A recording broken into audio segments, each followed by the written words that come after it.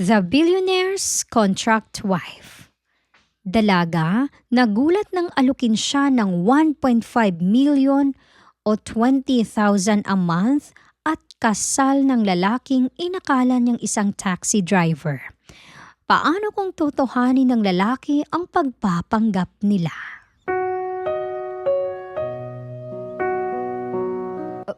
Maya? Maya? Mga hayop kayo! Walang hiya ka! Isa kang kaahas! Ahas kang malandi ka! Pinsan pa man din kita! Maya, tama na! Tama na, Maya! Hindi ko lubos akalain na ito ang madadatnan ko dito, Riley.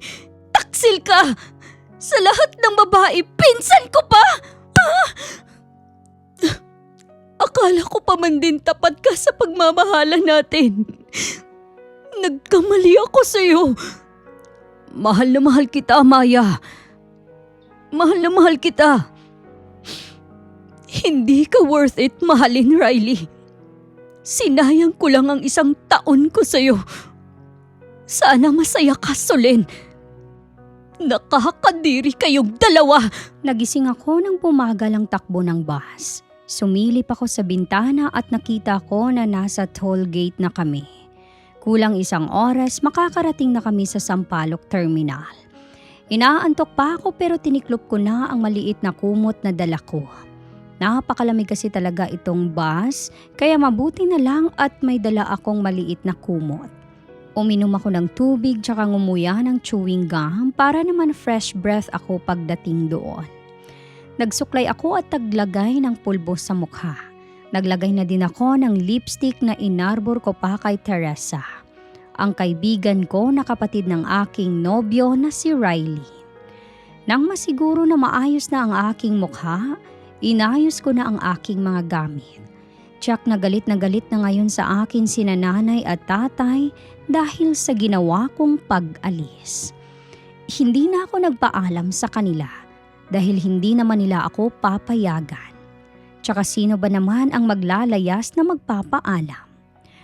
Mahigpit sila sa akin. Lahat na lang bawal kaya naiinis ako. Sakal na ako, mabuti pa si Riley, lagi niya akong naiintindihan. Kaya nakapagpasya ako na lumuwas na lang. Nasa legal na edad naman ako eh. Hindi din naman ako mapag-aral ni na tatay, di makipagsapalaran na lang ako sa Manila. Hindi nila alam na may boyfriend ako. Sa edad kong 19, hinihigpitan pa din nila ako. Sampalok! Sampalok! Sigaw ng konduktor nang huminto na ang bus sa terminal. Tumayo na ang ibang mga pasahero at isa-isang bumaba ng bus. Binitbit ko ang backpack at ang sako bag na naglalaman ng aking mga damit. Ganito pala sa Manila. Kahit madaling araw, mainit pa din ang hangin. Lumingalinga ako sa paligid bago ko napagpasyahang tumulak na papuntang apartment ng aking nobyo. Malapit lang iyon dito. Pwedeng lakarin. Naituro na sa akin ni Teresa kung paano pumunta sa apartment ng kanyang kapatid. Hindi alam ni Riley na pupuntahan ko siya. Kinuntsaba ko na din si Teresa tungkol dito.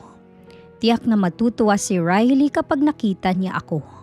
5 buwan na din kaming hindi nagkikita. Tiyak na miss na niya ako. Lumiko ako sa may kanto. Tinignan ko ang pangalan ng street. Tama ito. Hindi pa naman ako naliligaw. Bukas na ang gate nang dumating ako. May ilang ilaw na ang ibang mga apartment. Kakatok na sana ako nang mapansin ko na hindi nakalocked ang pintuan ng apartment ni Riley. Pumasok ako at nilapag ang aking mga bag sa lapag. Nanlaki ang aking mga mata nang may marinig akong kakaiba mula sa pangalawang palapag. Hindi ako inosente kaya alam ko kung ano mismo ang aking narinig. Dahan-dahan akong umakyat sa itaas habang hindi maampat ang mabilis na tibok ng aking puso. Si Riley kaya iyon o ang kanyang housemate? May kasama kasi siya dito, si Kuya Mont. Nakilala ko siya nang minsan na mag-video call sa akin si Riley. Habang paakyat ako, nagsimula ding manginig ang aking katawan sa labis na kaba. May 2 kwarto sa itaas. Ang isa ay sarado at ang isa naman ay bahagyang nakaawang. Hindi ko alam kung alin ang silid ni Riley sa dalawa pero umaasa ako na sana hindi sa kanya ang kwarto na nakaawang. Dahan-dahan ang bawat hakbang ko habang palapit ako ng palapit sa may pintuan na nakaawang na una kong madadaanan. Palakas ng palakas ang mga halinghing na nagmumula sa dalawang tao. At hindi ko na kailangang sumili pa para makumpirma ang lahat. Dinig na dinig ko ang malanding ungol ng babae at lalaki. Dinig na dinig ko kung paano sambitin ng babae ang pangalan ni Riley. Nagsimulang manubig ang aking mga mata. Ang panginginig at pangangatog ng aking tuhod ay lumala pa. Napasandal ako sa dingding dahil nanghina ang katawan ko. Tahimik akong umiyak habang pilit na binabawi ang aking lakas. Nagtatalo din ang aking isip sa mga sandaling ito. Hindi ko alam kung aalis na lang ako o aalis ako pero magpapakita muna ako kay Riley. Lumuwas ako para sa kanya. Naglayas ako para makasama siya tapos ganito pala ang madadatnan ko. Kinuyom ko ang aking kamao. Huminga ako ng malalim upang pakalmahin ang aking sarili. Pinunasan ko ang mga luha sa aking magkabilang pisngi bago ko tinulak ang pintuan. Mas malakas pa ang ungol ngayon ng dalawa na siyang nakadagdag sa galit na nararamdaman ko sa aking dibdib. Tinadyakan ko ang pintuan. Gulat namang naghiwalay ang dalawa. Maya! Namilog ang mga mata ni Riley habang nakatingin sa akin. Maya? Tawag din sa akin ng kasama niyang babae. Mga hayop kayo! Sigaw ko, hindi ko na makontrol ang aking sarili. Tinalon ko ang kama at agad sinabunutan si Solen. Walang hiya ka! Isa kang kaahas! Ahas kang malandi ka! Pinsan pa man din kita! Gigil ko siyang sinabunutan at pinagsasampal. Dahil mas malakas ako sa kanya, wala siyang laban sa akin. Maya, tama na! Tama na, Maya! Hinawakan niya ang magkabilang kamay ko at pilit akong hinihiwalay kay Solen. Nang mailayo niya ako, sa kanya naman dumapo ang aking palad. Hindi ko lubos akalain na ito ang madadatnan ko dito, Riley. Umiling-iling ako. Hilam ang aking mga mata sa luha habang dinuro-duro ko siya. Taksil ka! Sa lahat ng babae, pinsan ko pa! Ah! Sinampal ko ulit siya. Hinampas ko din ang kanyang dibdib. Tinanggap niya ang lahat ng mga ito.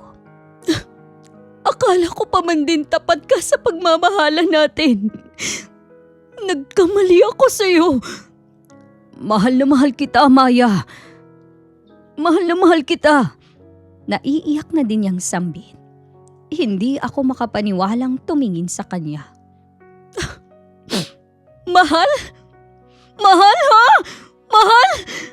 Sinuntok ko ang kanyang dibdib. Umiling-iling ako. Hindi ka worth it, mahalin, Riley. Sinayang ko lang ang 1 taon ko sa'yo. Mapait akong ngumiti. Sana masaya ka, Solen. Matapang kong initian ang pinsan ko na umiiyak sa sulok. Nakakadiri kayong dalawa! Tumalikod na ako at nagmamadaling bumaba ng hagdanan. Maya, tika lang! Maya! Maya! Sigaw sa akin ni Riley pero hindi ko na siya pinansin pa. Paano ako? Dinig kong tanong ni Solen sa kanya pero wala akong narinig na sagot ni Riley doon. Dinampot ko ang mga gamit ko at dali-dali nang lumabas ng apartment ni Riley. Teka lang, Maya! Piniksi ko ang kamay ni Riley. Talagang hinabol pa niya ako. Ang kapal ng mukha niya. May suot na siyang boxer shorts kaso baliktad. Ang kanyang damit naman ay nakasampay sa kanyang balikat. I can explain, sabi niya. Explain? Ano pang ipapaliwanag mo, ha? Kitang-kita ko ang kahalayan niyo, Riley! Hinila ko ang kamay ko pero mas hinigpitan lang niya ang pagkahawak dito. Ano ba, bitiwan mo ko? Banta ko sa kanya. Mahal kita, Maya. Sorry sa ginawa ko pero gaano katagal niyo na akong niloloko ni Solen, ha? Ha, Riley? This is the first time. Ang ganda ng timing, no? Pagka akong tumawa. Kung kailan lumuwas ako, akala ko makakapaghintay ka. 1 taon na lang naman ang sinabi ko sa'yo. Hintayin mo kong mag-20 para makapagpakasal na tayo. Pero, umiling-iling ako. Tapos na tayo. What? Huwag mo kong mawat-wat, Riley. Diyan ka na. Huwag mo na akong susundan dahil ayaw ko na sa'yo. Nakita ko sa may pintuan si Solen kaya muli na namang nadagdagan ang galit ko. Sinampal ko ulit si Riley bago ako tumakbo paalis. Nakarating ako sa may kanto. Huminto ako sa tapat ng nakaparadang kulay dilaw na taxi. May pera naman ako kaya mag-taxi na lang muna ako habang iniisip ko kung ano ang gagawin ko dahil nasira naman na ang plano ko. Kuya, sa Quiapo Church po. Utos ko sa driver. Hinalungkat ko ang aking bag at nilabas ang aking panyo. What the hell? Hindi ko pinansin ang driver. Suminga ako ng malakas sa panyo.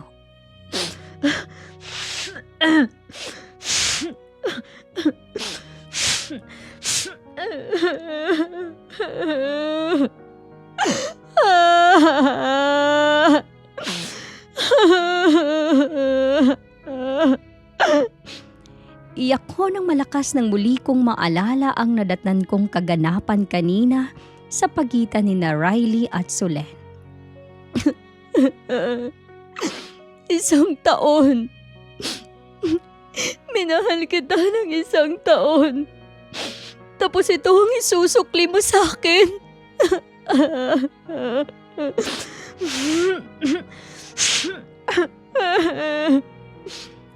Nagsasalita ang driver pero hindi ko siya pinansin. Lumuwas ako para sa'yo.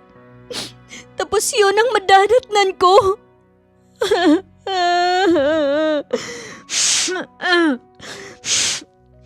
Sumigaw ako at malakas na umiyak. Porque ba't ayaw kong ibigay sa'yo ang bataan?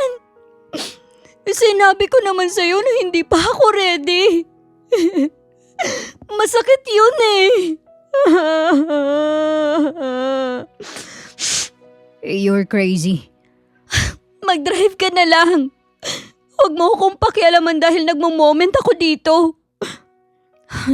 Grabe ha. Ang sosyal naman ng driver na to. English speaking. Bumaba ka na sa kotse ko. Utos niya. Marunong naman palang magtagalog, ini-English pa ako. Akala naman niya hindi ako marunong magsalita ng English. Ayoko. Tanggi ko. Dali na. Ihatid mo na ako sa Quiapo Church. Sabi nila may mga nagtitinda daw doon ng itim na kandila. Ipagtitiri ko ng itim na kandila ang Riley na yun. Kasama na din ang taksil kong pinsan. Mga agaw siya. Ahas! Ay, ano pa ngayon ang mukha na ihaharap ko sa magulang ko? Naglayas ako sa amin para makasama si Riley pero niloloko pala ako ng walang hiya. Ay, baka hindi na ako tanggapin ng mga magulang ko kapag umuwi pa ako. Ay, baka isumpa pa nila ako.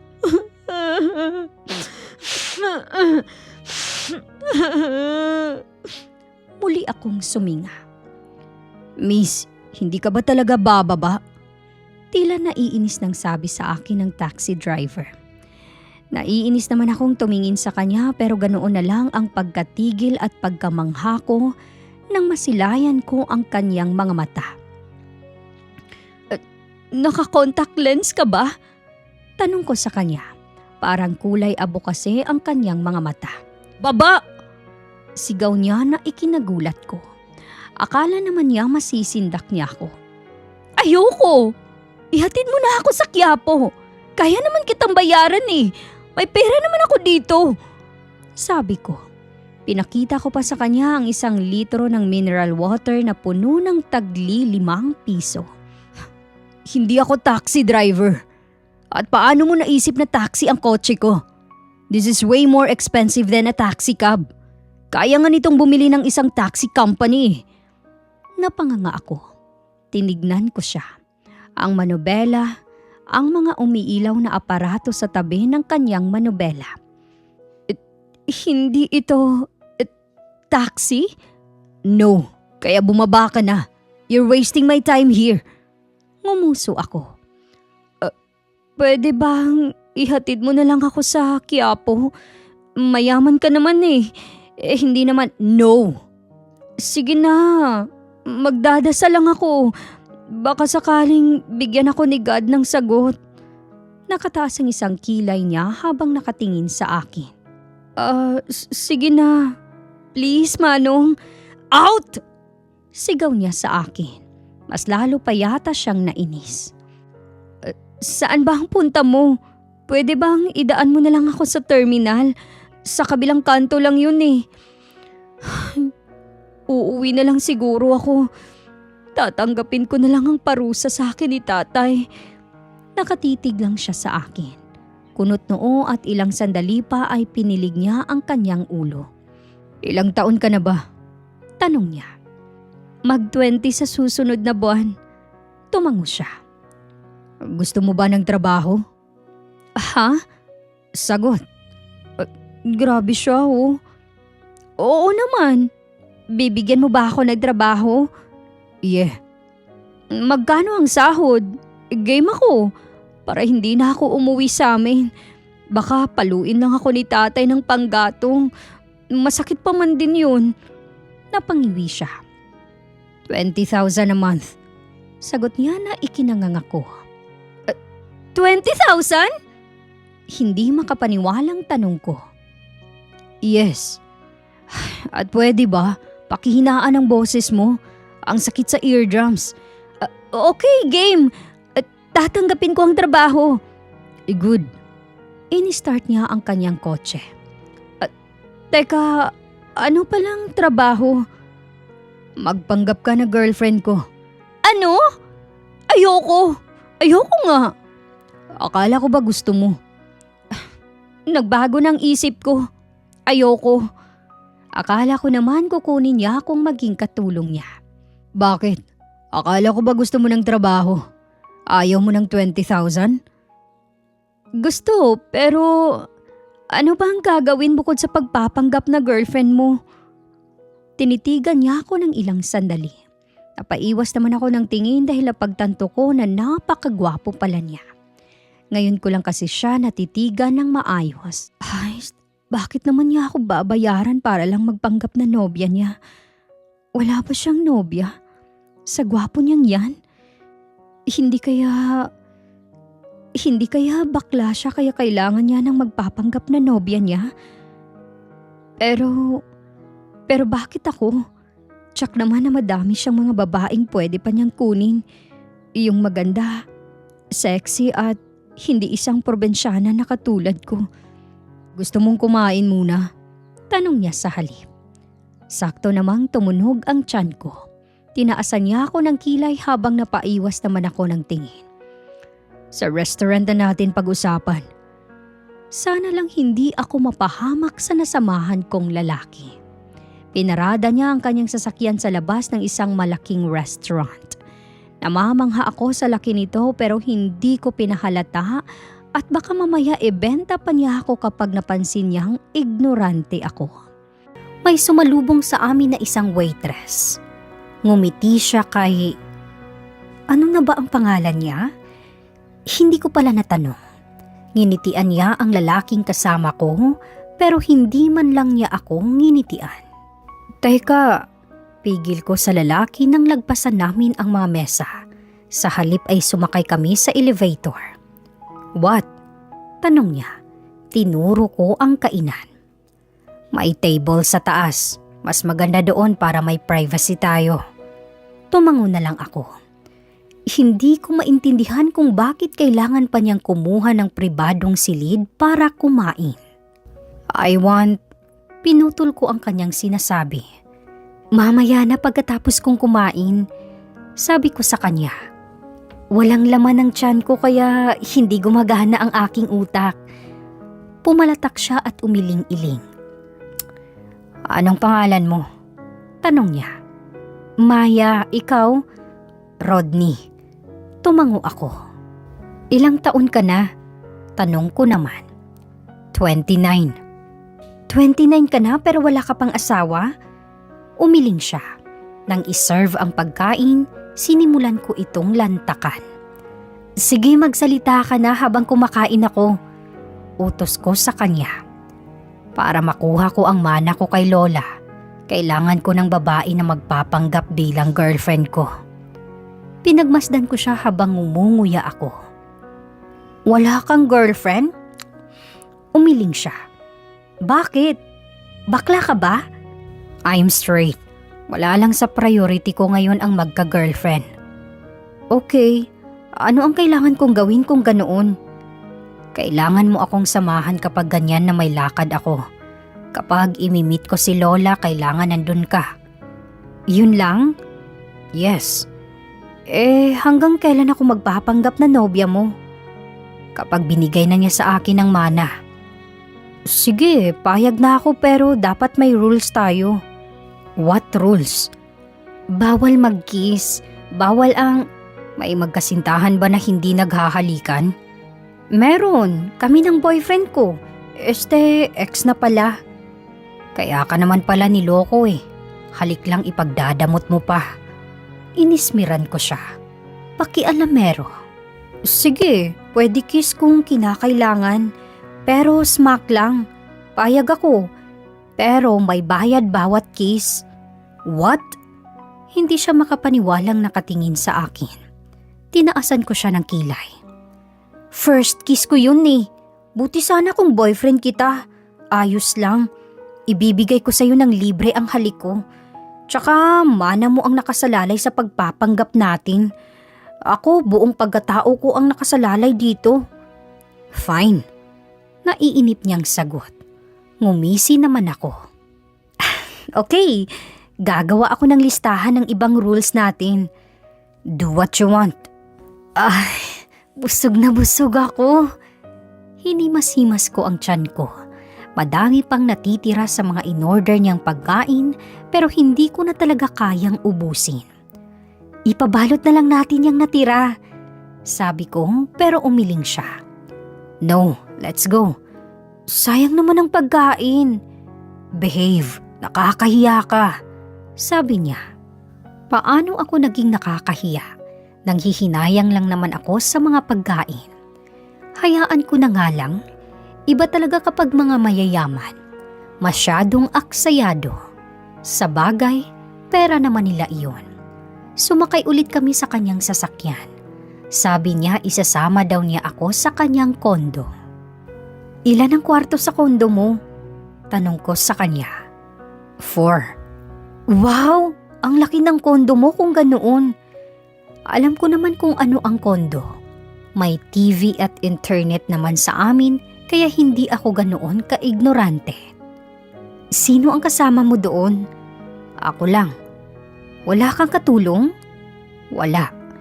Ang tipid ng sagot. Halatang ayaw na niya akong kausapin.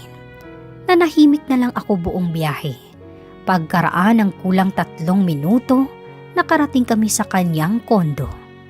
Tinuro niya ang isang pintuan. Sabi niya ito daw ang magiging silid ko. Ang laki ng silid ko. May malaking kama at napakakapal pa ng kutsyon. May malaking bintana. Mayroon ding malaking cabinet at sofa sa gilid. May isa pa itong pinto na mayroong napakalawak na banyo. May bathtub at shower. Grabe, ang yaman pala niya kung ganoon. Sa bagay, tagapagmana ba naman eh. Naligo muna ako. Matapos kong magbihis, nahiga na ako sa malambot na kama. Napatulala ako sa kisame hanggang sa muling manubig ang aking mga mata dahil naalala ko na naman ang nangyari.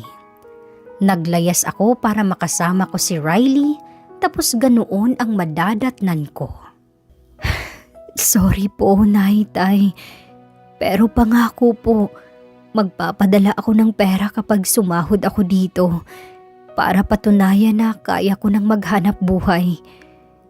Iniisip kasi nila na bata pa ako, kaya ganoon sila sa akin. 7:00 na ng umaga. Iidlip na muna siguro ako para kahit paano gumaan ang aking ulo. Nagising ako bandang 11:00 ng tanghali. Nagmumug muna ako sa banyo at baka amoy kanal na ang aking bunganga.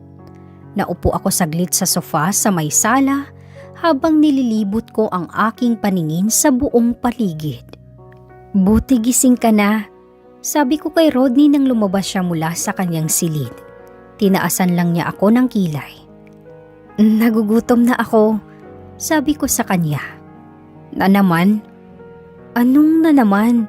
Hindi ba 3 beses ang kain yung mayayaman? Pang-4 na kainan na ang kinain mo kanina sa restaurant. Sagot niya. Nagugutom pa nga ako eh. Magluto ka doon sa kusina. Alangan na ako pa ang magluluto ng kakainin mo. Ano ka, senyorita? Aba, ang sungit ah. Nagpunta ako ng kusina at agad kong binuksan ang kanyang refrigerator. Anong lulutuin ko dito? Puro tubig at alak lang ang laman. Kahit itlog wala. Hinalughog ko din ang mga cabinet pero wala akong nakita na makakain. Rodney, wala namang makain sa Natigil ako nang makita ko ang may edad na babae na nakaupo sa sofa katabi ni Rodney. Naglipat-lipat ng tingin ang ginang sa akin at kay Rodney. Nanatili naman akong nakatayo. Titig na titig kay Rodney na may sinesenyas pero hindi ko magets. Who is the young lady here? Nakangiting tanong ng ginang. Tumikhim si Rodney. She's Maya, Lola. My girlfriend. Nanlaki ang aking mga mata. Lola niya? Siya yung tinutukoy niya? Hello po, Lola. Lumapit ako sa matanda upang magmano. Mahina siyang tumawa. Para bang kinilig siya sa aking ginawa. God bless you, sabi niya sa akin. Naupo ako sa tabi ni Rodney. Dikit na dikit para convincing na magsyota talaga kami. Maganda pala ang timing ng pagpunta ko dito, sabi ng ginang. Nakangiti lang naman ako. Pupuntahan ka pa lang sana namin sa bahay mo, La. Kararating lang ni Maya kanina dito. Pinagpahinga ko muna. At syempre gusto ko din muna siyang masolo. Solo.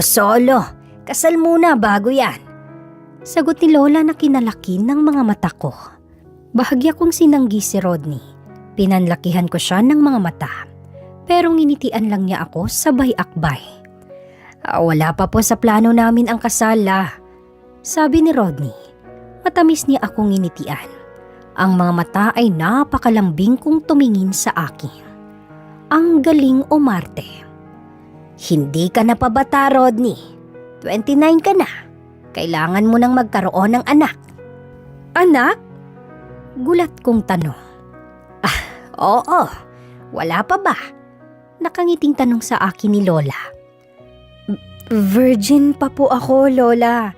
Hindi pa po naisuko ang bataan. Tinawanan niya ako. Really? Tinignan din niya ang kanyang apo. Nagkamot ng ulo si Rodney. Opo, Lola. Nare-respeto ko siya kaya wala pa pong nangyayari sa amin. Kasal muna. Para akong kinikilabutan kapag naririnig ko sa maglola ang tungkol sa kasal. Ano pa ang ginagawa niyo?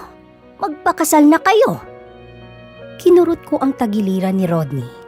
Wala sa usapan namin ang magpakasal. Ang usapan lang namin ay magpapanggap kaming magkasintahan. Hanggang doon lang. May mga priorities pa po kami, Lola. Kapag nagpakasal kayo, ibibigay ko na ang mana mo Sabi ng matanda na kinatigil ni Rodney. Tumingin siya sa akin.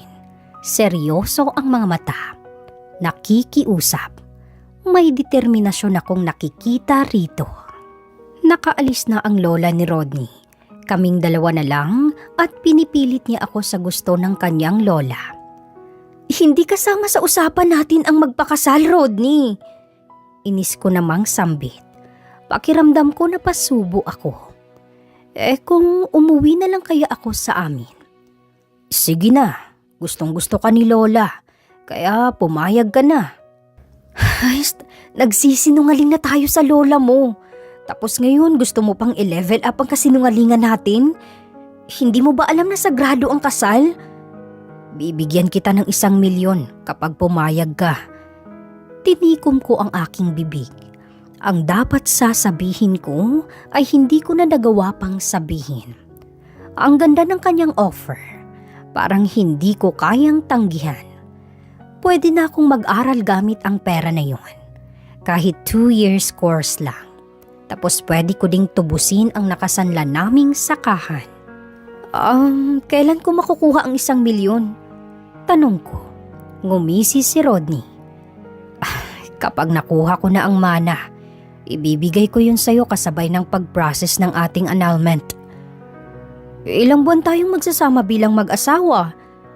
Hanggat hindi binibigay ni Lola ang mana ko, yung 20,000 na pinangako ko sa'yo, makukuha mo buwan-buwan. Please, pumayag ka na.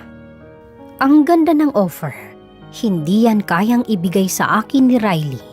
Si Riley naman loloko. Hindi na din ako lugi kay Rodney. Mayaman at gwapo. Sige, pero gaya ng nauna nating usapan, walang physical contact ha.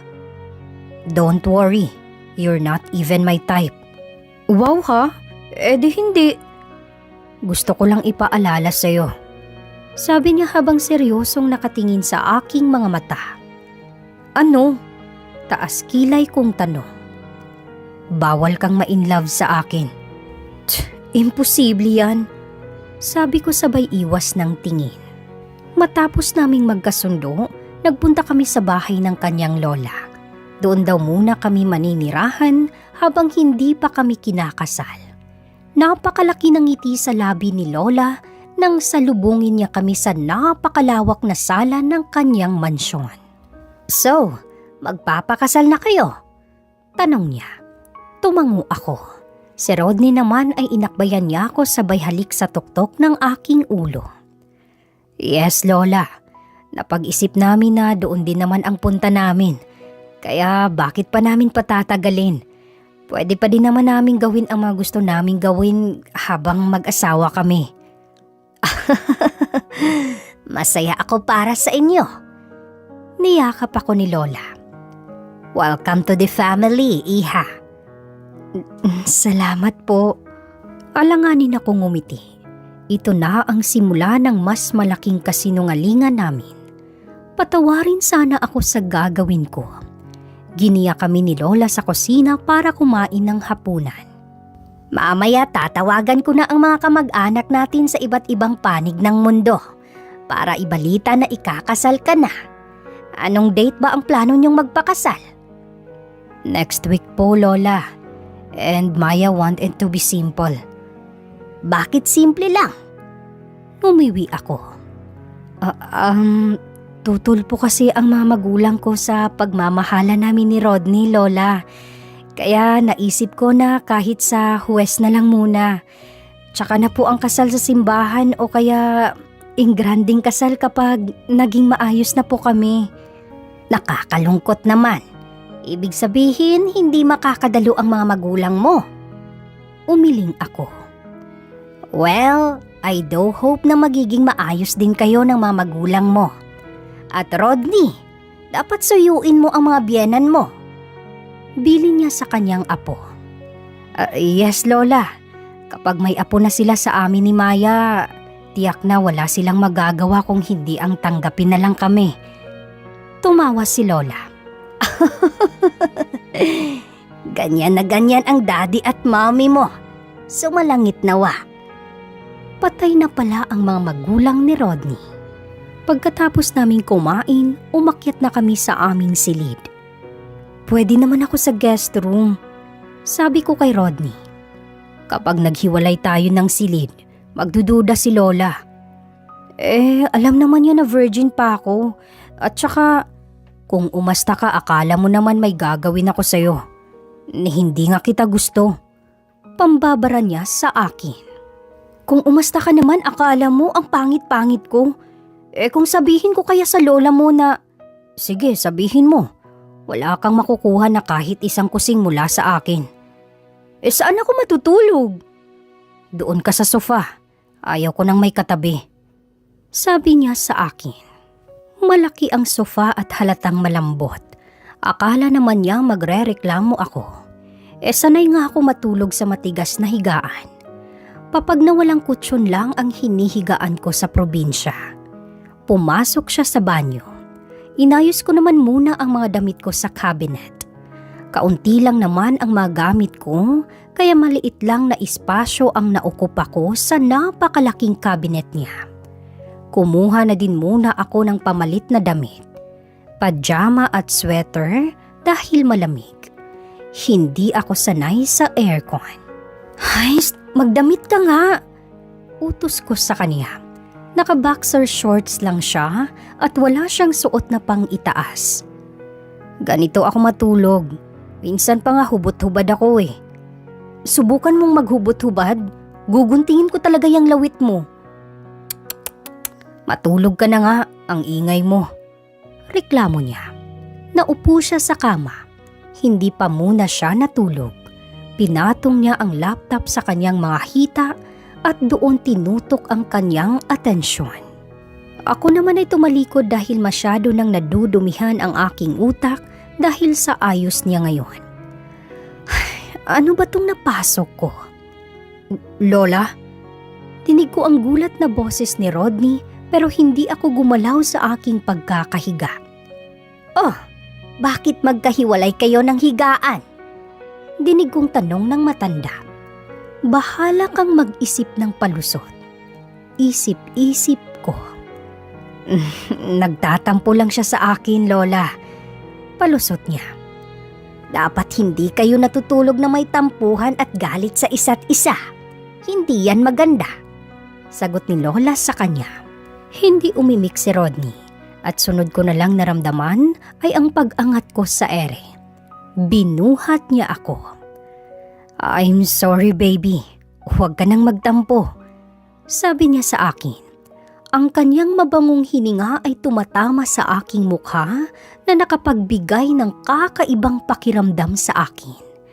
Kinapit ko naman ang aking mga kamay sa kanyang leeg upang hindi ako mahulog. Nilapag niya ako sa kama. Nanatiling nakadikit sa akin ang kanyang hubad na katawan.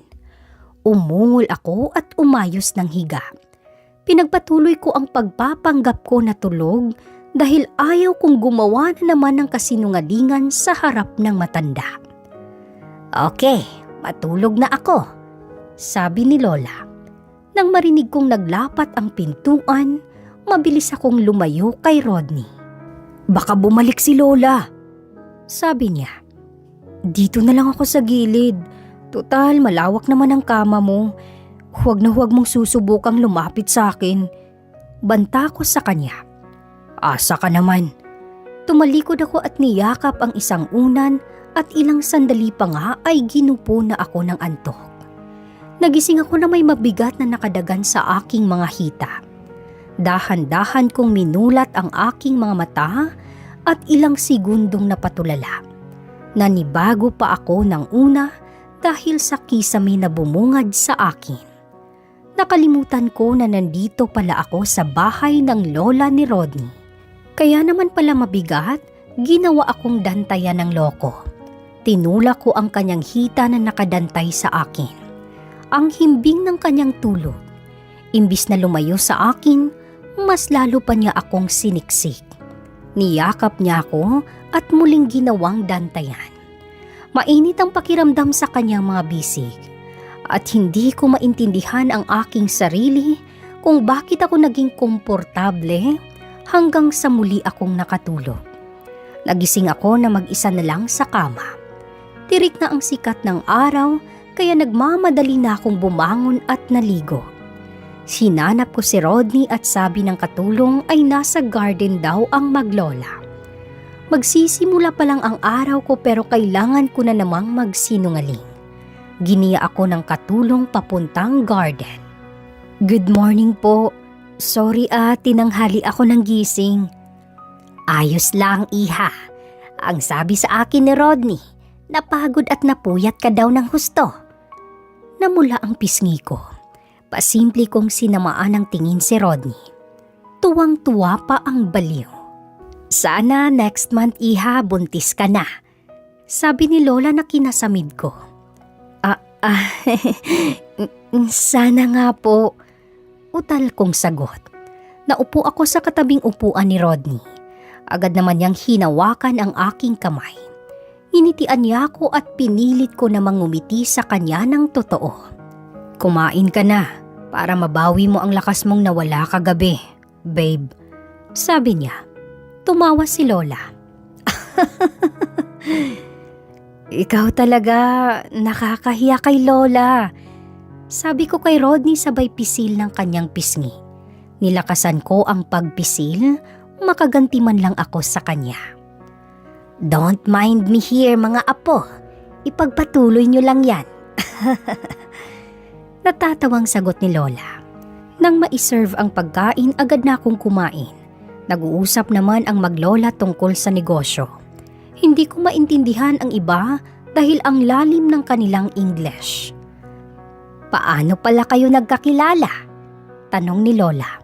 Sinadya kong punuin ng pagkain ang aking bibig dahil hindi ko alam kung paano sasagutin ang tanong niya. Nagtatrabaho siya bilang isang sales lady sa isang mall, Lola. And that's where we first met. Oh, interesting. Sino ang unang nagkagusto? Mabilis kong nilunok ang pagkain sa aking bunganga. Siya po. Sabay naming sagot ni Rodney. Ikaw kaya ang unang nagkagusto sa akin. Di ba nga panay ang pagpapakyut mo sa akin noon? Sabi ni Rodney. Ikaw kaya, babe. Di ba ilang sandali ka pa noon napatulala sa kagandahan ko? Sabi ko, wala akong planong magpatalo. Ni hindi ko nga siya gusto. Galing talaga niyang mag-imbento. Hindi, babe. Di ba nga ikaw pa ang nagbigay ng number mo noon sa akin? Sabi niya. Nakangisi siya at halatang tuwang-tuwa sa pang-aasar sa akin. Hindi kaya. Nakalimutan mo na ata, babe. Umalis ka na noon. Pero bumalik ka para ibigay sa akin ang number mo.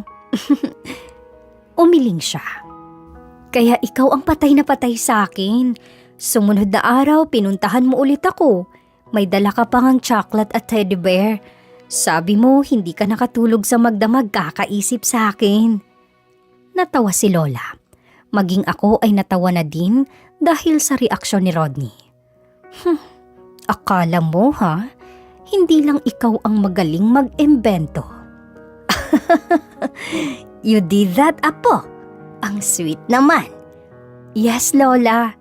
Sagot ko naman. Araw-araw niya akong binibisita. Binibigyan niya ako ng kung ano-ano. Hindi ko sinasabing nadala ako sa mga regalo niya. Pero ang effort niya na puntahan ako araw-araw sa kabila ng pagiging abala niyang tao, yun ang dahilan kung bakit ako nahulog sa kanya at na-in love. Matamis akong umiti kay Rodney. Talo na siya. Hindi na siya makapagsalita. Thank you, babe. Sabi ko sa kanya. You're welcome, babe. Mahal kasi kita kaya ganoon.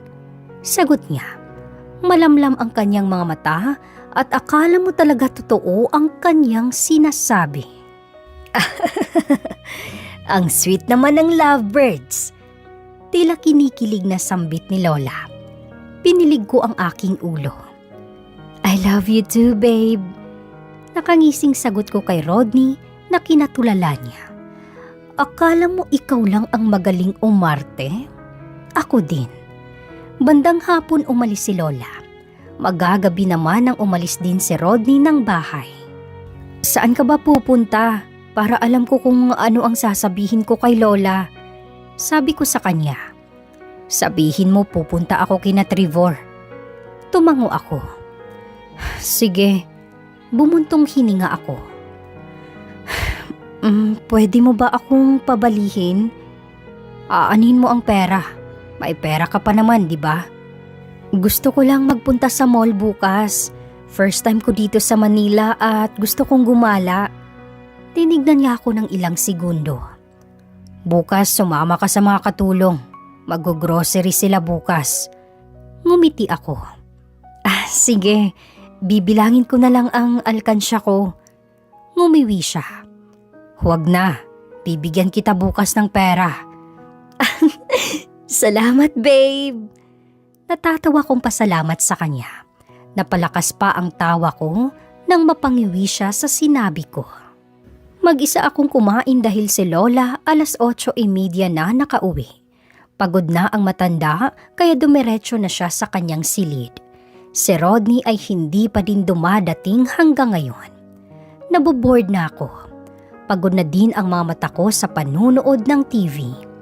Hindi ko pa binubuksan ang naka-off kong CP dahil hindi pa ako handa na basahin ang mga mensahe mula sa aking mga magulang. Tiyak na galit ang mga iyon at pinagsabihan ako ng masasakit na salita sa kanilang text. Dapat may iba akong pagkakaabalahan. Kung mag-apply kaya ako ng trabaho sa mall, maging sales lady. Total yun naman ang sinabi ni Rodney na trabaho ko. Patulog na ako nang magbukas ang pintuan. Agad akong bumangon at sinalubong siya. Nagulat pa nga siya sa paglapit ko sa kanya. I miss you, babe.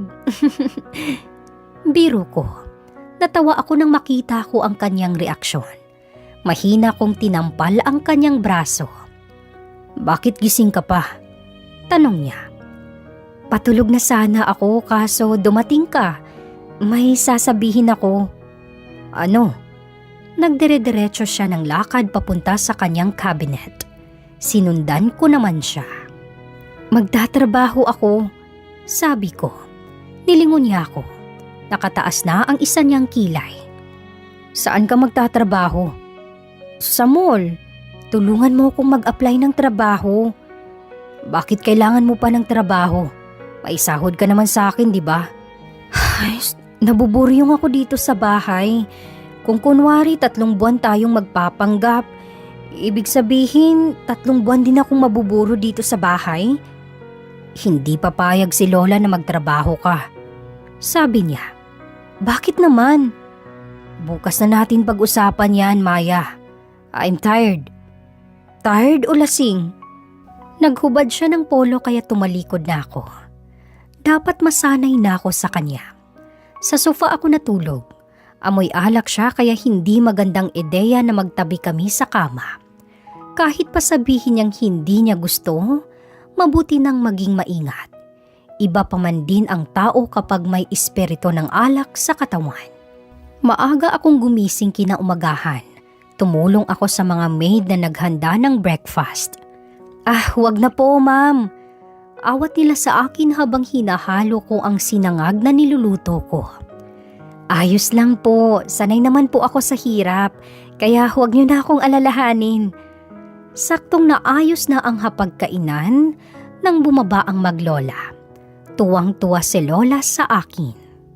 Ang swerte mo sa nobya mo, apo, sabi ni Lola kay Rodney. Ngumiti ako, ngiti na kunwari nahihiya. Siyempre naman, Lola. Kaya nga mahal na mahal ko siya eh. Namula ako sa sinabi ni Rodney. Mas mahal kita, baby. Sabi ko naman na kinatunganga niya. Akala mo ha? Kayo talaga. Ang sweet-sweet nyo. Siya, kumain na tayo. Hintayin niyo po ako, Ate Linda ha. Bilin ko sa mga maid. Sinabi ko sa kanila na sasama ako sa kanila sa paggrocery. Bakit? Saan ka pupunta? Tanong ni Lola. Sasama po ako sa kanila sa supermarket, la. Bibili ako ng damit. Dapat sa department store ka magpunta. Isama mo si Rodney. Mabilis na umiling si Rodney. Wala ka namang lakad ngayon, di ba? I've checked your schedule. Wala ka namang meeting ngayon. Sabi sa kanya ni Lola. Walang nagawa si Rodney. Kaya heto kami ngayon, lulan sa kanyang sasakyan papunta sa mall. Binigyan pa ako ni Lola ng pera. Tuwang-tuwa ako dahil ang kapal ng pera na binigay niya. Tumanggi ako pero pinilit niya talaga na tanggapin ko ito. Doon muna tayo sa mga underwear. Sabi ko kay Rodney. Tahimik at tamad na tamad siyang sumunod sa akin. Pumili ako ng mga panty. Nakakatuwa dahil may sew-in din pala dito. Ay, ang mahal naman ng mga bra. Bulong ko habang isa-isang tinitignan ang price tag ng mga bra. Kunin mo na. Naiinis na utos ni Rodney. Dumampot siya ng 6 na bra tsaka nilagay sa cart na tulak-tulak niya. Ano pa ang bibilhin mo? Tanong niya. Naiinis na. Ay naku, kung ayaw mo kong samahan dito, ayos lang. Umalis ka na lang. Tutal na dito naman na ako. Tatawag na lang ako ng taxi mamaya sa labas ng mall. Hi Rodney, anong ginagawa mo dito? May lumapit kay Rodney na isang magandang babae. Hinalikan pa siya nito sa kanyang pisngi. Mabilis niyang binitawan ang cart na dala niya. Wala naman. Nag-ikot-ikot lang. Naningkit ang aking mga mata. Bakit hindi niya sinabi ang totoo? Sino ang babae? Okay. You have time? Mag-coffee muna tayo. Aya sa kanya ng babae. Sure, let's go. Tumalikod na silang dalawa. Maang naman akong nakatingin sa kanila hanggang sa tuluyan na silang makalabas dito sa department store. Nakakita lang ng ibang babae, iniwan na ako. Nakakainis siya. Nilibang ko na lang ang sarili ko sa pamimili. Bumili ako ng bag, t-shirt, shorts at sandals. Bumili na din ako ng lotion at lipstick. Inayusan pa ako ng babae kanina na binilhan ko ng lipstick. Ang ganda ko tuloy tignan ngayon. Madami pang natira sa binigay ni Lola na pera sa akin, kaya nagpasya ako na kumain na muna sa isang fast food. Matapos kong kumain, nagpasya na akong lumabas ng mall para pumara ng taxi. Pero bigla kong naalala na hindi ko pala alam ang address ng bahay ni Lola. Bumalik ako sa loob ng mall. Naupo sa may mga upuan at naiiyak na nakatingin sa mga taong paroot parito. Ilang oras na ang lumipas, pero nandito pa din ako. Hindi alam ang gagawin dahil hindi ako makauwi. Naiiyak na ako. Maya! Lola? Buti at nakita kita dito. Paano niyo po ako natuntun dito? May dumaan na inis sa mukha ni Lola. Pero pagkaraan ng ilang segundo, marahan siyang umiling at pinilit na ngumiti. Umuwi kami ng mansyon. Wala pa din si Rodney. Hindi ko alam kung saan na sila nakarating ngayon ng babaeng kasama niya. Doon ka na lang sa kwarto ko matulog, Maya. Sabi ni Lola. Po, sige na. Inutusan niya ang mga tauhan niya na dalhin ang mga pinamili ko sa kanyang kwarto. Alauna ng madaling araw nang magising ako. Wala si Lola sa aking tabi. Agad akong bumangon upang hanapin siya. Mula sa baba, naririnig ko ang malakas na boses ni Lola. Hindi niya alam ang uuwian niya. Tapos iniwan mo siya ng basta-basta sa mall? Inis na sabi ni Lola kay Rodney. Nasaan po siya? Yan din ang tanong ko sa'yo. Nasaan siya? Mabilis tumalikod si Rodney at umalis ng bahay. Saan kaya siya pupunta? Umakyat sa hagdanan si Lola. Nang magsalubong ang aming mga mata, nginisihan niya ako sabay kindat. Tara na, matulog na tayo. At least nakaganti ka na sa magaling kong apo.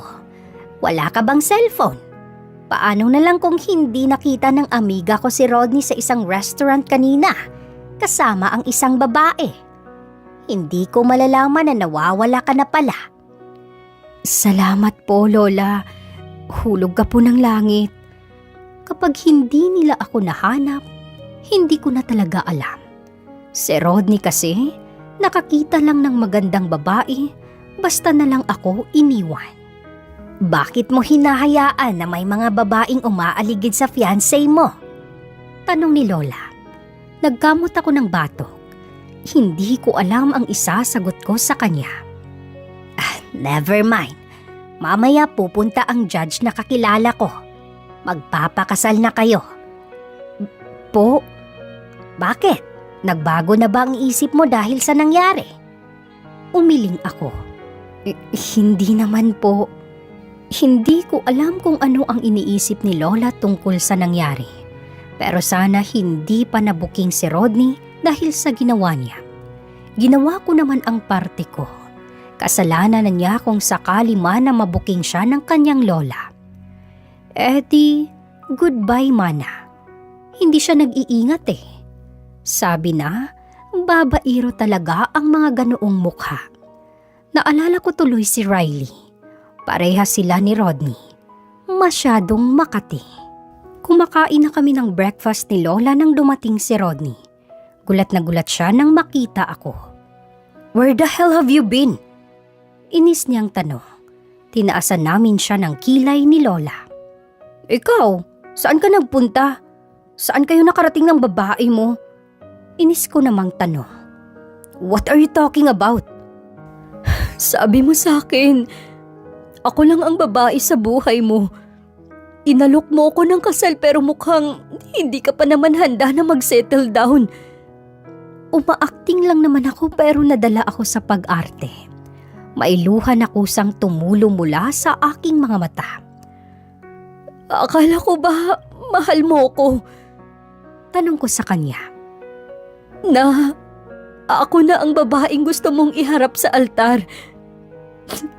Ang babaeng gusto mong makasama sa habang buhay. Ang babaeng magiging ina ng mga anak mo. Umagos ng tuluyan ang madaming luha sa aking mga mata. Nakatulong sa pag-arte ko ang nangyari sa amin ni Riley, kaya naman dalang-dala ako ngayon sa mga salitang binibitawan ko. Sinuway ko ang mga magulang ko para makasama kita dahil mahal na mahal kita. Pero, nagulat ako nang basta na lang ako yakapin ni Rodney. I'm sorry. I'm sorry, baby. Nawala ako sa linya ko. Nakalimutan ko ang susunod kong sasabihin. Parang kinikiliti ang aking puso at tiyan dahil sa kanyang mga sinabi. Ang kanyang yakap ay nakapagpabuhay ng iba't ibang emosyon na hindi ko mapangalanan. Please, forgive me, baby. It won't happen again. I'm sorry. I love you, baby. Sinubsob ko ang aking mukha sa kanyang dibdib. Hinaplos naman niya ang aking likod habang paulit-ulit na nagsorry. Dalang-dala ako sa arte naming dalawa. Kamuntik kong makalimutan na parte lang ito ng pagpapanggap namin. I love you, baby. Huwag ka nang magalit. Please. Tumango ako. Okay, baby. Huwag mo nang uulitin ang ginawa mo. I love you too. Tiningala ko siya. Nagsalubong ang aming mga mata. Namumungay ang kanyang mga mata habang nakatingin sa akin. At halos matuod ako sa aking kinatatayuan nang bigla niya akong hinalikan sa labi. Nang una, magkadikit lang ang aming mga labi pero nang nagtagal, gumalaw na ang kanyang labi. So, ganito pala ang pakiramdam ng mahalikan? Ilang sandali pa niya akong hinalikan. Dapat wala akong maramdaman sa kanyang halik pero ang mga kulisap sa aking tiyan ay nagsisiliparan at para bang kinikiliti ang aking tiyan. Sinampay ko ang aking kamay sa kanyang balikat at ginantihan ko siya ng halik. Salitan ang aming mga labi sa pagsipsip sa labi ng isa't isa. Hanggang sa ipasok niya ang dila sa loob ng aking bibig. Napaungol ako sa kanyang ginawa. naramdaman ko na lang nang umangat ang aking katawan sa ere. Woo! Mabuhay ang bagong kasal! Mabilis kong binitawan si Rodney. Napatingin ako sa mga kasama namin. May 6 na nagagwapuhang lalaki sa aming harapan.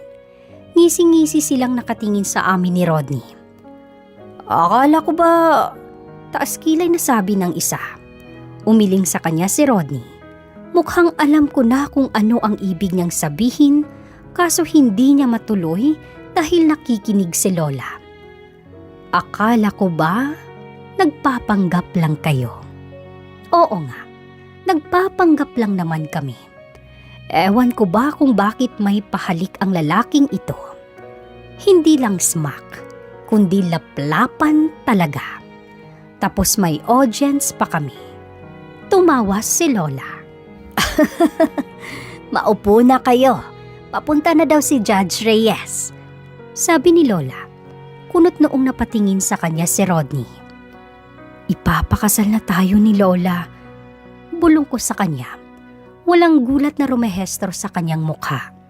Pumirma kami ng marriage contract ni Rodney. Kaya pala pinasulat ni Lola sa akin kagabi ang aking pangalan, birthday at kung ano-ano pa. Dahil pala dito. Oh, saan niyo planong mag-honeymoon? Tanong ni Lola. Wala pong passport si Maya. Sabi ni Rodney. Doon na lang kayo sa isla sa Romblon. Maganda doon para makapag-solo kayo at makabuo na ng apo ko. Nasamid ako sa aking iniinom dahil sa sinabi ni Lola. May meeting po ako, Lola. Mula bukas, kaya hindi pa kami makapag-honeymoon. I almost forgot. Isama mo na lang ang asawa mo doon. Asawa? Oo nga pala. Mag-asawa na kami. Hindi na po, Lola. Baka maboring lang ako doon. Dito na lang po ako. Magbabanding tayo. Ngumiti ang matanda. Okay, if that's what you want. Bagong kasal kayo. Baka lang gusto niyong enjoyin ang married life niyo. Babawi na lang po ako sa asawa ko pagbalik ko, Lola. Sabi niya kay Lola. Malambing niya akong initian at may pahalik pa siya sa aking ulo. Mabuti na lang at 4 na araw siyang mawawala. Hindi na ako nagiging komportable sa level up na pag-arte naming dalawa. Baka mamaya, masanay ako. Ako lang din ang mahihirapan kapag kailangan na naming maghiwalay na dalawa. Pinanood ko siya habang nag-iimpake ng kanyang mga gamit. Sino ang kasama mo sa meeting? Tanong ko para may mapag-usapan kami. Nakakailang kasi ang katahimikan sa pagitan namin. Ngayon na 2 na lang kami. May secretary. Sagot niya. If you got bored, pwede kang mag-mall. Magpasama ka lang sa isa sa mga maid. May kinuha siya sa isang cabinet niya. Nagulat ako nang iabot niya sa akin ang ilang libo. Ang kapal nito. Wag na. Tanggi ko. May natira pa naman sa binigay ni Lola sa akin na pera ng nakaraan. Iwan ko na lang dito. Sabi niya. Nilapag niya ito sa tabi ko. Huwag pasaway habang wala ako, ha? Natawa ako sa bilin niya. Akala mo talaga nasa harapan pa din kami ni Lola at nagpapanggap. Yes, baby. Nag-beautiful eyes ako. Ikaw din. Behave ka doon. Pinisil niya ang tungki ng ilong ko. Yes, baby. Kinindatan niya ako. Agad akong nag-iwas ng tingin dahil bigla akong naalala ang halikan namin kanina lang. Sabay kaming bumaba ng hagdan. Nasa living room naman si Lola at may kasama siyang isang babae. Napaka-sexy ng suot niyang damit. Good evening, Rodney. Napansin ko ang maleta sa kanyang tabi. Siya ba ang sekretarya ni Rodney? Bakit hindi niya tinawag na sir? Kinutuban ako ng hindi maganda. Para bang ayaw ko ng payagang umalis si Rodney. Dapat pala sumama ako eh. Bakit ba kasi naisipan kong magpaiwan? Kasama mo pala si Samantha. Taas kilay na tanong ni Lola kay Rodney. Yes, Lola. Tinignan ako ni Lola kaya napatingin din sa akin si Rodney. Let's go, Rod. Baka malate tayo, sabi ni Samantha. Hinatid naman namin sila ni Lola hanggang sa labas ng pintuan. Baby! Tawag ko kay Rodney kaya nilingon niya ako. Humakbang ako at nang makalapit ako sa kanya, tumingkayad ako upang halikan siya sa kanyang mga labi. Smack lang naman yun, pero halata ang pagkagulat sa mukha ni Rodney. Nang makahuma siya, nginitian niya ako. Hinila niya ang aking kamay at agad akong siniil ng maalab na halik. Gaya ng halik na pinagsaluhan namin kanina. Tumawa si Lola. Kakakasal niyo lang. Kung bakit kasi hindi ka pa sumama, Maya? Sabi ni Lola. Kung alam ko lang nakasama pala ang sekretarya niya, sasama talaga ako. Ingat ka, baby. Malambing kong sabi. Pinisil naman niya ang aking pisngi bago ako ulit hinalikan. I will. Bago siya sumakay sa sasakyan, nilingon niya ako. Kumaway naman ako sabay sigaw ng, I love you! Ang laki ng ngiti niya sa kanyang mga labi. I love you too! Bumuntong hininga ako at sumunod na kay Lola sa pagpasok sa loob ng bahay. Sana sumama ka na lang sa asawa mo, Iha. Ayos lang naman po ako dito, Lola. Tsaka ayaw mo po ba akong kasama? Hindi naman sa ganoon, Apo. Hindi lang talaga ako komportable kay Samantha. Tumawa ako. As if naman na aagawin niya ang asawa ko sa akin, Lola. Tumaas ang kilay ni Lola. Hindi ba nakwento sa'yo ni Rodney ang tungkol kay Samantha? Ano pong tungkol sa kanya, Lola? Hindi mo talaga alam? Kinakabahan naman ako kay Lola. Umiling ako. Si Samantha, malaki ang pagkagusto niyan sa asawa mo. Mula pa ng mga high school sila. Katulong ng kapitbahay ko sa dati kong tinitirhan niyang si Samantha. Nang mamatay ang mga magulang ni Court dahil sa aksidente sa Amerika, ako na ang nag-alaga sa apo ko. Kaklase niya si Samantha mula high school hanggang college.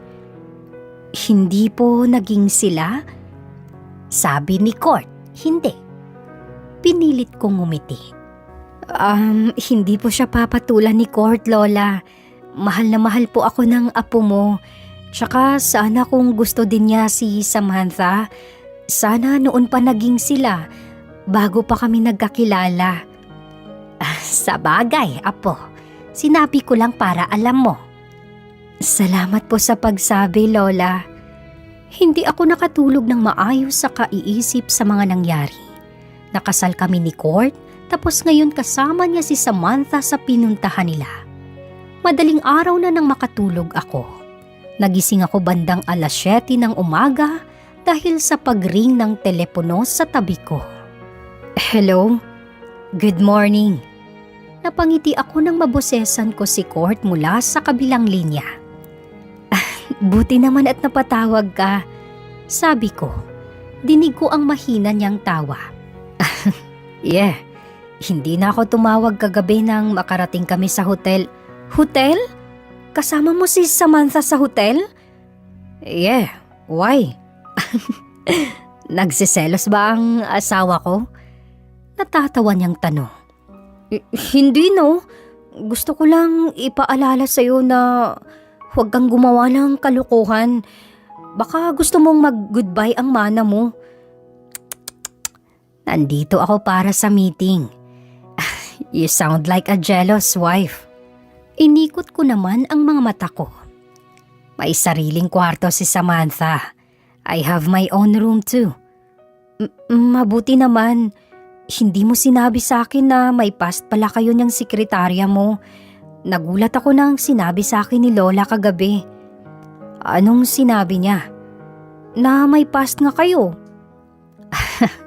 Wala kaming past. Di sana siya na lang ang kinuha kong magpanggap kesa binayaran pa kita, di ba? Bakit nga ba ako ang kinuha mo? Kasi tanga-tanga ka at uto-uto. Malakas siyang tumawa. Walang hiya ka? Sige na, I have to go. Tawagan ulit kita mamaya. Don't do something stupid there, okay? Okay, bye-bye baby. Mama chup. Basta na lang niyang tinapos ang tawag. May sasabihin pa ako eh. Kahit paano nabawasan ang bigat na daladala ko. Gumaan ang pakiramdam ko sa tawag niya. Nakangiti tuloy ako maghapon. Nanood ako ng YouTube videos tungkol sa pagbi-bake ng cake. Madaming sangkap sa kusina dito sa mansyon na pwede kong gamitin. Oh, marunong ka palang mag-bake? Tanong ni Lola. Hinihintay ko ang chiffon cake na nakasalang sa oven. Nag-practice lang ako, Lola. Okay yan, apo. Para ikaw ang gumawa ng cake ng asawa mo sa birthday niya. Hindi naman po ako expert, Lola. Nakakahiya naman. At saka, kailan po pala ang birthday niya? In 2 months. May 2 buwan ka pa para mag-practice. Tiyak na matutuwa siya. Plano ko na ding ibigay sa kanya ang mana niya. Natigilan ako. Tiyak na matutuwa po siya, Lola. Ngumiti si Lola. Tumawag ulit si Rodney kinagabihan. Hindi ko binanggit sa kanya ang tungkol sa sinabi ni Lola. Masaya ako dapat dahil makakaalis na ako dito. Tapos magiging milyonarya pa ako. Pero, bumuntong hininga ako. Hindi talaga magandang ideya itong pagpapanggap namin eh. Ayan tuloy, mukhang masasaktan na naman ako. Inaanto ka na? Tanong ni Rodney. Hindi pa naman, may naisip lang ako. Sino naman? Yung ex mo na niloko ka? Umirap ako. Hindi no, hindi ko na nga siya naiisip eh. Talaga? Naka-move on ka na agad? Oo naman, hindi naman siya worth it no? Kalimutan mo na siya. Hindi ko na nga siya naiisip. Naiirita kong sagot. Ang sungit naman. Sige na nga, matulog ka na. Matulog ka na din. Kapag may kumatok sa pintuan mo, huwag mong pagbubuksan at baka si Samantha yun. Plano kanyang pikutin. Tumawa siya. Silly. Paano pa niya ako mapipikot? Di ba may asawa na ako? Ngumuso naman ako. Okay, huwag mo kong pagtataksilan na. Opo, misis. Natatawa kong pinatay ang tawag. Pakiramdam ko tuloy hindi na kami nagpapanggap dahil kahit wala naman si Lola na nakabantay sa amin, para bang normal na sa amin na mag-usap bilang mag-asawa. Paano ako nito pagkatapos ng 2 buwan? Kawawang Maya, masasaktan na naman. Binaliwala ko ang aking nararamdaman. Hindi ako dapat nag-o-overthink. Tutal, bilang na lang ang araw na ilalagi ko dito. Enjoyin ko na lang. Enjoyin ko ang tumira sa mansyon na ito. Karirin ko na lang din ang pagiging asawa ni Rodney. At kapag oras na para umalis ako, may mga magagandang alaala akong babalik-balikan. Dadalhin ko ang mga alaalang ito hanggang sa aking pagtanda. Nag-practice ulit ako ng mag-bake na umagahan. Ang mga kasambahay ang tagatikim ko. Nakuha ko na ang tamang timpla sabi nila, pero alam kong hindi pa ganoon ka-perfect ang gawa kong cake. 7:00 ng gabi nang umakyat ako sa silid namin ni Rodney. Tapos na akong maghapunan. Si Lola ay nasa labas kasama ang kanyang mga amiga. Maglalaro daw sila ng mahjong, kaya mag-isa na lang na naman ako. Naligo na muna ako. At pagpatak ng 8:00, naisipan kong i-dial ang number ni Rodney. Kinuha ko ang kanyang number sa kasambahay. Yes, hello? Nagulat ako ng babae ang sumagot ng aking tawag. Hello? Si Rodney? Tanong ko. Nasa loob ng banyo, nagsa-shower. Sagot niya. Anong ginagawa mo sa kwarto niya? Hindi ko na mapigilan ang inis ko. Ha? I'm in my room. Pinuntahan niya ako dito. Pabagsak kong binaba ang telepono. Alam ko wala akong karapatang makaramdam ng inis at galit pero hindi ko na makontrol pa ang sarili ko. Nakakainis. May pasabi-sabi pa siya na hindi niya gusto si Samantha tapos siya pa itong nagpunta sa silid ng babaeng yun? Sinamantala niya na nasa malayo siya para hindi malaman ni Lola ang pinagagawa niya.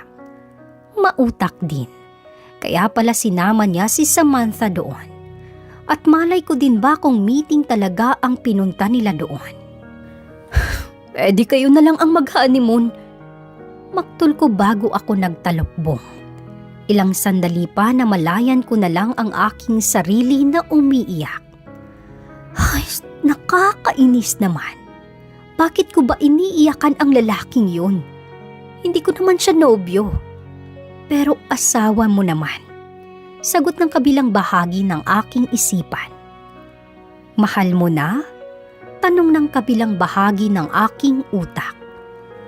Hindi no. Tanggi ko pero taliwas dito ang sinasabi ng aking puso. Ay, mababaliw na yata ako. Dahil sa nangyari hindi ko na ulit sinagot ang tawag ni Rodney. Oh, apo, tumawag si Rodney kanina. Tinatanong ka. Sabi ni Lola. Ganun po ba? Matamlay kong sagot bago ako sumubo ng pagkain. Nag-aalmusal kami ngayon. Pangatlong araw ngayon na wala si Rodney. Bukas babalik na siya. Ayos ka lang. Opo, Lola. Nakatulog na ako, Lola. Kaya hindi ko na nasagot ang tawag niya. Nakamasid sa akin si Lola. Pilit ko namang pinapakita sa kanya na maayos lang ako kahit na ang totoo, naninibugho ang aking damdamin. Tawagan mo na lang ang asawa mo. Namimiss ka na niya siguro. Tumango ako. Opo. Pagkatapos kumain, inaya ko si Ate Linda na samahan ako sa mall.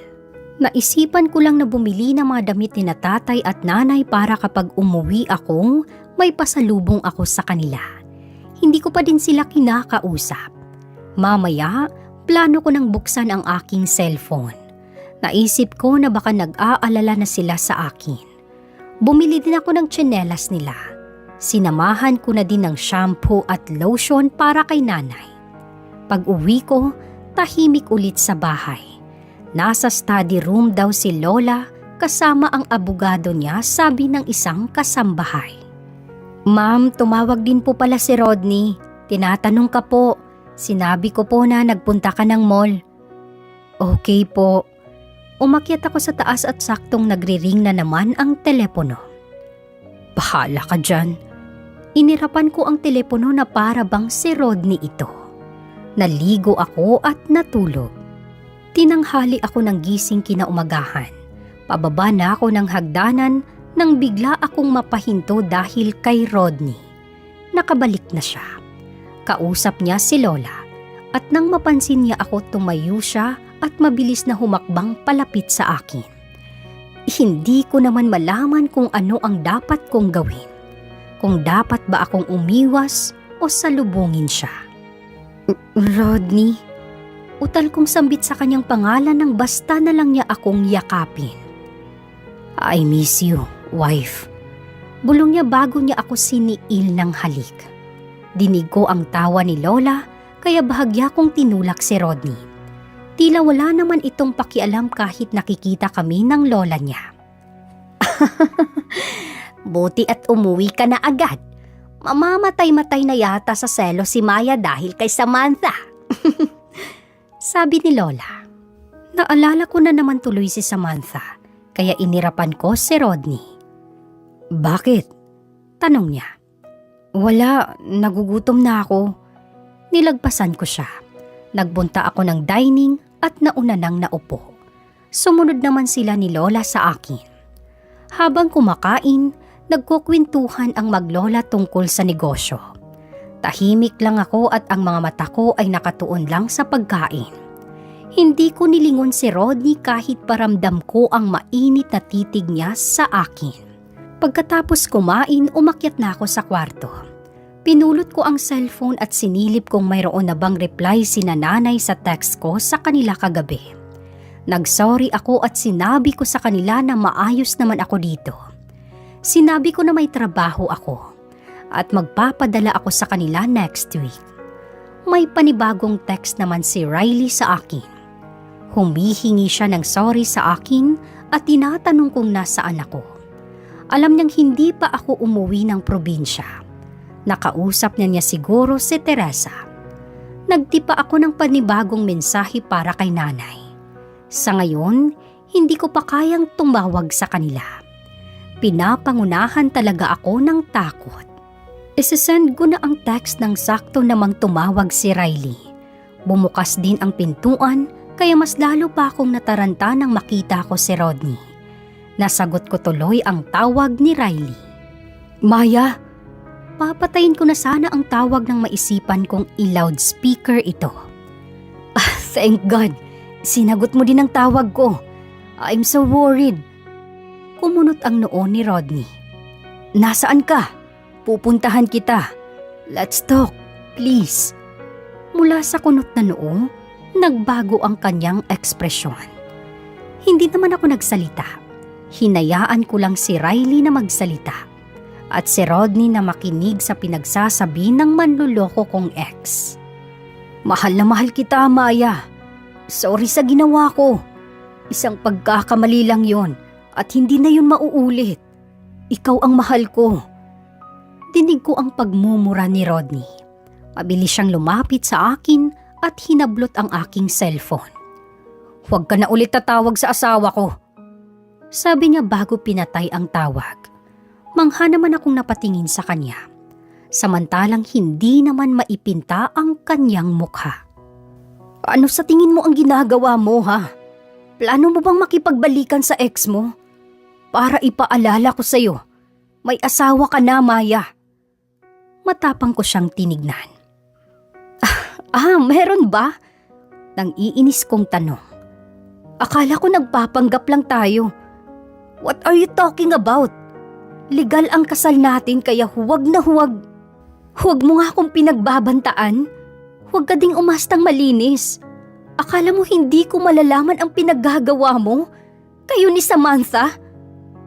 Anong pinagsasabi mo? Huwag ka nang magmaang-maangan, Rodney. Pinuntahan mo si Samantha sa hotel room niya. Naliligo ka pa nga sa banyo niya. Ano yun? Katatapos niyo lang o may gagawin pa lang kayo? I don't know what you're talking about. Ganyan naman ang mga linyahan yung manloloko eh. Huwag kang lumapit. Banta ko nang humakbang siya palapit sa akin. Hindi siya nakinig. Mabilis niyang natawid ang distansya namin. Nagpunta ako sa room ni Samantha? Inis ko siyang tinignan. Maang-maangan? Paano mo nasabi yun?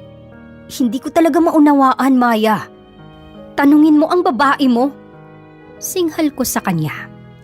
Sinabi niya sa'yo? Kailan? Hindi ako sumagot.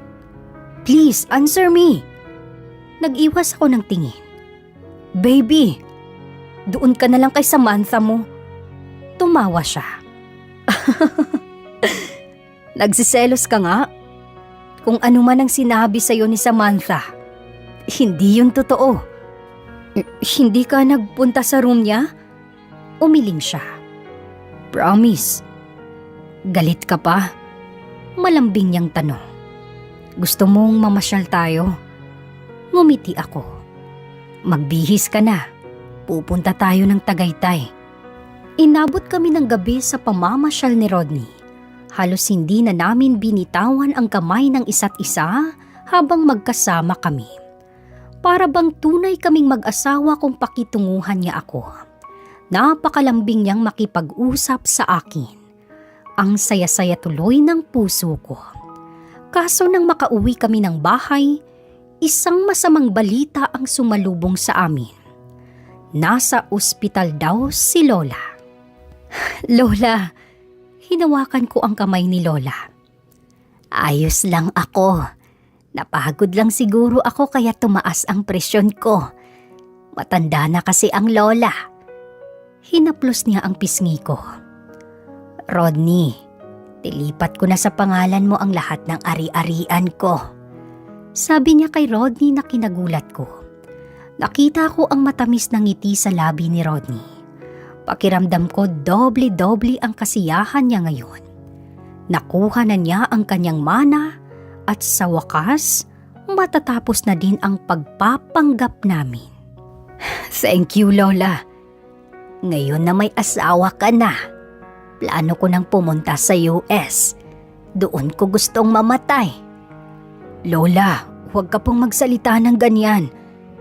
Ngumiti si Lola sa akin. Alagaan mo ang apo ko, okay? Salamat, Maya. At dumating ka sa buhay ng aking apo. At ikaw naman, Rodney. Mahalin mo ang asawa mo. Huwag na huwag kang magtataksil. I will never do that, Lola. Mahal ko po ang asawa ko. Inakbayan ako ni Rodney. Nagkatinginan pa kami ng ilang segundo. Pagkatapos ng 3 linggo, lumipad na patungong US si Lola. Nakaramdam ako ng kalungkutan sa pag-alis niya. Kahit paano napamahal na sa akin ang matanda. Ano pa ang gagawin ko ngayon dito? Nakuha na ni Rodney ang kanyang mana. Ibig sabihin, tapos na ang lahat. Hello, Nay. Anak, ang tatay mo sinugod namin sa ospital. Balita sa akin ni Nanay mula sa kabilang linya. Panay ang iyak niya. Nagmamadali akong pumunta sa silid namin ni Rodney at nadatnan ko siyang nag-iimpake. Nagkatinginan kami ng ilang segundo. Sige po, Nay. Uuwi na po ako. Seryoso akong tinignan ni Rodney. Kailangan ko nang bumalik sa probinsya. Tutal, tapos naman ang pagpapanggap natin. Sagot niya. Malungkot din akong tumango bago ako nagtungo sa aking cabinet. Gamitin mo na lang ang ilang maleta dyan. Sabi ni Rodney. Okay. Habang nag-iimpake ako, sumasabay naman ang pagtulo ng aking mga luha. Naunang mag-impake si Rodney. Nauna din siyang lumabas ng kwarto. Iniwan niya sa kama ang isang cheque na naglalaman ng 1.5 million pesos. Sinobrahan niya. Kung sa bagay, ang laki naman kasi ng nakuha niyang mana. Ang mga katulong ang tumulong sa akin na magbaba ng aking mga maleta. Natigilan ako nang makita ko si Samantha na kasama si Rodney. Hi, Maya. Bati niya sa akin. Casual ko lang siyang nginitian. Aalis na ako, sabi ko. Hinatid ako ng driver hanggang sa terminal ng bus. Habang nasa biyahe ako pauwi ng aming probinsya, hindi ko na napigilang umiyak. Nasasaktan ako dahil tuluyan na kaming naghiwalay ni Rodney. Natutunan ko pa man din na siyang mahalin. Sinalubong ako ng mga pinsan ko pagdating ko sa probinsya. Hindi na ako nagpunta pa ng ospital dahil nakalabas din daw agad si tatay sa ospital. Tumaas daw ang kanyang uric acid. Lumuhod ako sa kanilang harapan at humingi ng kapatawaran. Sorry po. Umiyak ako. Patawarin niyo po ako sa ginawa ko. Pinasama ko ang loob niyo. Sorry po, Nay, Tay. Pinapatawad ka na namin. Masaya kami na hindi ka na pariwara. Niyakap nila ako ng mahigpit. Naputol ang yakapan namin nang makarinig kami ng sunod-sunod na busina. Nandyan na ang manugang natin, sabi ni Nanay kay Tatay. Manugang? Nag-asawa na ba ang isa kong kapatid? Lumabas sila ng bahay. Sumunod din naman ako sa kanila. Anong ginagawa mo dito? Gulat kong tanong kay Rodney. Nakaakbay siya kay Tatay. Tsaka, teka, magkakilala sila? Paano nangyari yun? Bakit ka ganyan sa asawa mo? Tanong ni nanay sa akin. Literal na nalaglag ang aking panga. Teka, paano nila nalaman? Wala ka talagang plano na isama ang asawa mo dito sa inyo? Nakangusong sabi ni Rodney sa akin. Teka, naguguluhan ako. Halika nga dito at mag-usap tayo. Hinila ko siya hanggang sa likod ng bahay. Sinabi niya sa akin na kaya siya nawala last week, yun ay dahil nagpunta siya dito sa amin. Nagpakilala siya kay nanay at tatay. Gulat na gulat daw ang mga magulang ko nang malaman nila na nag-asawa ako. Pero eventually, natanggap din naman nila ang lahat, lalo at nakita nila na mabuting lalaki ang napangasawa ko. Gwapo pa, di ba? Pagyayabang ni Rodney.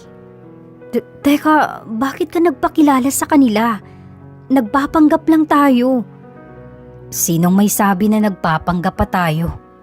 Taas kilay niyang tanong. Wala akong planong pakawalan ka pa, Maya. Mahal kita. Mahal mo ako? Tumango siya. Totoo? Yes, mahal na mahal, Maya. Paano si Samantha? Bakit si Samantha? Oh, right. Plano kanyang kausapin pero basta ka nalang umalis. Ano naman ang sasabihin niya sa akin? Na ibigay na lang kita sa kanya? Tumawa si Rodney. Silly. Of course not. Sasabihin niya sa'yo na, ano? Naiinip kong tanong. Na pinagselos ka namin noon. Noong sinabi niya na nasa banyo ako ng kanyang hotel room. Ah, ganoon. Kinurot ko siya sa kanyang tagiliran. Aray, baby naman. Nakakainis ka. Alam mo ba na ang sama ng loob ko noon? I know. I'm sorry. Niyakap niya ako ng mahigpit. Mahal na mahal kita, Maya. This time, wala nang pagpapanggap. Mahal din kita, Rodney. Bumili si Rodney ng ilang mga sakahan at binigay niya ito sa aking ama. Pinaayos din niya ang aming barong-barong. Pagkatapos ng kulang isang buwan na paglalagi namin sa probinsya, bumalik kami ng Manila. Babalik ka na sa trabaho mo? Tanong ko sa kanya. Hindi pa. May iba akong plano. Nginisihan niya ako. Ano naman yun? Ang gumawa ng baby. Natawa ako sa kanyang sinabi. Gusto ko yan. Lagi na lang napupurnada ang ginagawa natin sa probinsya. Wala kasi kaming sariling kwarto doon. Kaya nga Kaya ngayon, nasolo na kita. Bawal lumabas ng silid. Aray! Napatili ako ng buhatin niya ako. Kagatlabi ako nang mahiga kaming dalawa sa kama. I love you, Maya. Mahal din kita, Rodney.